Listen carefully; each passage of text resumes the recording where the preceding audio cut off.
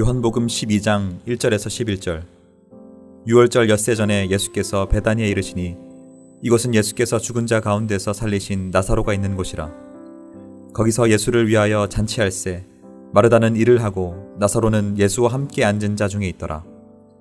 마리아는 지극히 비싼 향유 곧 순전한 나드 한 근을 가져다가 예수의 발에 붓고 자기 머리털로 그의 발을 닦으니 향유 냄새가 집에 가득하더라. 제자 중 하나로서 예수를 잡아줄 가룟 유다가 말하되 이 향유를 어찌하여 300데나리온에 팔아 가난한 자들에게 주지 아니하느냐 하니, 이렇게 말함은 가난한 자들을 생각함이 아니요 그는 도둑이라 돈괴를 맞고 거기 넣는 것을 훔쳐가미러라. 예수께서 이르시되 그를 가만두어 나의 장례할 날을 위하여 그것을 간직하게 하라. 가난한 자들은 항상 너희와 함께 있거니와 나는 항상 있지 아니하리라 하시니라. 유대인의 큰 무리가 예수께서 여기 계신 줄을 알고 오니 이는 예수만 보기 위함이 아니요 죽은 자 가운데서 살리신 나사로도 보려 함이러라. 대제사장들이 나사로까지 죽이려고 모의하니 나사로 때문에 많은 유대인이 가서 예수를 믿음이러라. 안녕하세요. 반갑습니다. 창원교를 담임하고 있는 안동철 목사입니다. 오늘은 요한복음 12장 1절로 11절의 말씀을 가지고 거짓 신앙과 참된 신앙이라는 제목으로 말씀을 드리겠습니다. 이 세상 모든 사람에게 강력하게 영향을 끼치는 것이 있습니다. 이것은 강력할 뿐만 아니라 사람들이 통제하기에 정말 힘든 것입니다. 바로 돈, 섹스, 권력입니다. 리처드 포스터는 이것을 주제로 해서 돈, 섹스, 권력이라는 유명한 책도 집필했습니다. 특별히 가장 먼저 나오는 돈의 영향력은 더욱 막강하죠. 그래서인지 성경에서 돈은 하나님과 동급의 위치에서 유일하게 비교의 대상이 되기도 합니다. 마태복음 6장 24절의 말씀을 보시면 한 사람이 두 주인을 섬기지 못할 것이니 혹 이를 미워하고 저를 사랑하거나 혹 이를 중히 여기고 저를 경히 여김이라. 너희가 하나님과 재물을 겸하여 섬기지 못하느니라 라고 말씀합니다. 오늘 말씀은 이 돈 때문에 실패한 사람과 반대로 돈의 문제를 멋지게 극복한 한 사람이 소개되어 있습니다. 먼저 돈의 문제에서 실패한 사람입니다. 바로 가룟 유다이죠. 그는 예수님의 12제자 중 한 명이었습니다. 주님과 함께 3년을 같이 먹고 자고 함께 사역을 했던 사람이죠. 주님이 행하시는 기적을 직접 옆에서 목격도 했습니다. 더 나아가 주님은 귀신을 내어 쫓는 능력을 주님의 제자들에게 주셨죠. 가룟 유다가 그런 능력을 받았던 것입니다. 더구나 그는 주님으로부터 신뢰를 받았던 제자입니다. 그가 제자단의 돈을 맡았다는 점이 이것을 보여주죠. 과거나 지금이나 어떤 조직에서든지 아무에게나 돈을 맡기지는 않습니다. 돈을 맡았다는 것은 주님으로부터 강한 신뢰를 받았던 사람이라는 것이죠. 신뢰만 받은 것이 아닙니다. 그는 머리가 명석했던 사람입니다. 예수님의 12제자 중 마태라는 사람이 있습니다. 그의 전직 직업이 세리였습니다. 이런 마태를 두고 가룟 유다가 돈을 맡았다는 것이 얼마나 머리가 명석한 사람인지를 보여줍니다. 그런데 안타깝게도 그는 주님을 배신하며 실패자가 되고 맙니다. 그가 실패했던 이유가 두 가지입니다. 먼저 그가 돈을 너무 좋아했다는 것입니다. 마리아가 향유를 깨뜨려 주님께 부으니 그가 한 말이 뭐였습니까? 물론 표면적으로만 보면 아주 멋진 말을 합니다.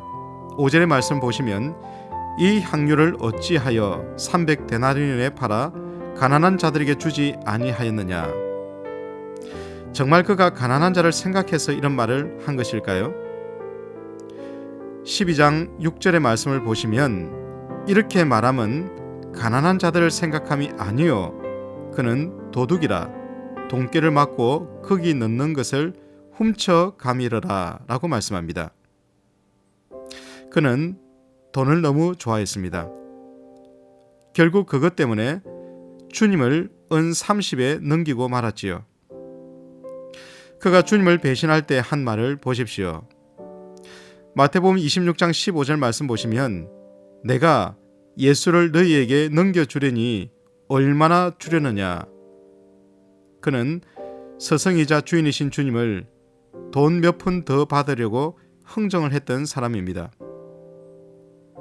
가룟 유다의 문제는 돈에 대한 탐욕이 가득했던 것입니다. 그래서 성경은 돈을 사랑하는 것이 일만악의 뿌리가 된다고 얘기하면서 탐욕을 버릴 것을 강하게 말씀하지요. 가룟 유다의 실패를 보면서 우리가 조심해야 할 것이 돈을 사랑하지 않는 것입니다. 돈은 사랑할 대상이 아니고 잘 사용해야 할 대상이죠. 그렇기에 돈이 우리의 인생을 결정하지 않도록 해야 합니다. 돈이 있으면 한다? 아닙니다. 돈이 없어도 주님이 원하시면 하는 것입니다. 바로 이것이 주님의 제자가 걸어가야 할 모습입니다. 바로 이런 점에서 가룟 유다는 실패했다는 것이죠. 또 하나 가룟 유다의 문제점은 잘못된 기대입니다. 그가 주님을 배신하고 판 이유가 뭐죠? 자기가 기대한 대로 주님이 움직여주지 않았기 때문입니다. 가룟 유다가 기대한 것은 하나님의 나라를 주님께서 말씀하시고 그 나라가 가까이 왔다고 생각하면서 자신이 생각하는 하나님의 나라가 이루어질 것이라고 생각했습니다. 그런데 어느 순간부터 주님이 죽는다고 말하는 것입니다. 권력자와 친해야 하는데 이런 사람과는 척을 지시고 늘 주님은 세리와 과부, 죄인들을 가까이 하시는 겁니다. 오병이어 사건 후 수많은 사람들이 임금을 삼으려고 할 때 그 자리를 피하는 장면을 보면서 그의 기대가 실망으로 바뀌게 되었던 것입니다. 결국 잘못된 기대가 주님을 배신하게 된 것이죠. 우리가 신앙생활을 한다는 것은 나의 기대를 꺾고 주님의 기대로 바뀌는 것입니다. 그래서 나의 자아는 날마다 죽고 주님의 성품으로 날마다 바뀌어야 합니다. 내가 말하는 것, 사람을 사귀는 것, 돈을 쓰는 것, 나의 인생에 대한 기대, 이 모두를 주님의 기대에 맞추는 것이죠. 이것이 참된 신앙인의 모습입니다. 이런 점에서 가룟 유다는 실패한 인생의 길을 걸어갔습니다. 그렇다면 이런 가룟 유다의 모습과 대조되는 사람이 있는데 바로 마리아입니다. 그녀는 주님께 값비싼 향유를 아낌없이 부었습니다. 그리고 자기의 머리털로 주님의 발을 닦았지요. 여기서 마리아의 신앙의 모습을 두 가지로 살펴볼 수가 있습니다. 바로 이것이 참된 신앙인의 모습이지요. 첫째는 그는 주님을 자기 인생의 최고의 가치로 여기는 헌신을 보여주었습니다. 얼마나 주님을 사랑했던지 그는 300데나리온의 가치를 가진 향유를 아낌없이 주님께 부었습니다. 300데나리온은 성인 한 명이 300일을 쉬지 않고 일하여 번 돈입니다. 그러니까 1년을 꼬박 모은 돈을 그 단 하루 1시간을 위해서 주님께 쏟아 부었다는 것입니다. 이런 마리아 행동을 가룟 유다는 야단을 쳤습니다. 그때 주님은 그를 가만두어 나의 장례할 날을 위하여 그것을 간직하게 하라고 말씀하셨습니다. 마리아가 주님이 죽을 것을 미리 알았는지는 확실하지 않습니다. 그러나 주님은 마리아의 이런 행동이 주님의 구원의 사역에 있어서 중요한 일을 했다고 칭찬한 것입니다. 우리 주님을 최고의 인생의 가치로 여기게 될 때 주님은 칭찬하고 바로 이러한 것이 참된 신앙의 모습이라는 것이죠. 둘째로 그녀가 그 향유를 예수님의 몸에 부은 후 자신의 머리털로 냄새나는 주님의 발을 닦았습니다. 바로 이것은 그녀의 겸손한 모습을 보여줍니다. 당시 발을 씻어주는 것은 종이 맡았습니다. 근데 마리아는 자신이 주님의 종이 되는 것도 기뻐하며 여자의 영광이라고 할 수 있는 머리털로 주님의 발을 닦았습니다. 이런 겸손한 모습이 성도가 갖춰야 할 자세이죠. 나는 죽고 주님이 사는 인생을 사는 것, 바로 그것이 성도가 살아가야 할 삶의 모습입니다. 우리가 신앙생활을 한다는 것은 단지 예수 믿고 구원받아 천국 가는 것만이 아닌 것을 기억해야 합니다. 이것은 신앙에 있어 첫 출발입니다. 참된 신앙인의 자리에까지 날마다 자라가야 합니다. 단순히 구원받은 것으로 만족하지 말고 구원받은 주님의 백성다운 삶을 살아가기 위해 영적 몸부림을 날마다 쳐야 합니다. 그러기 위해서 가룟유다와 같은 거짓 신앙을 버려야 합니다.